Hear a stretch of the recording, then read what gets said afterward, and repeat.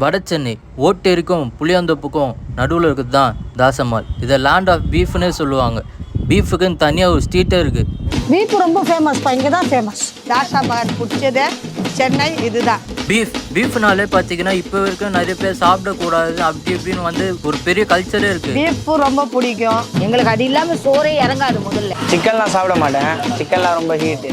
Beef தான் நம்மளுக்கு ரொம்ப. எங்களுக்கு குழந்தையிலேருந்து எங்களுக்கு அதுதான் சாப்பிடுவோம் நாங்கள் நிறைய. இங்கே நான் ஆட்டுக்கறி இந்த கோழியெல்லாம் கூட அவ்வளோ இஷ்டப்பட மாட்டோம். பீஃபு தான் ரொம்ப இஷ்டப்படுவோம் நாங்கள். 6 வருஷத்துக்கு முன்னாடி பீஃபை வந்து பேண்டே பண்ணியிருக்காங்க.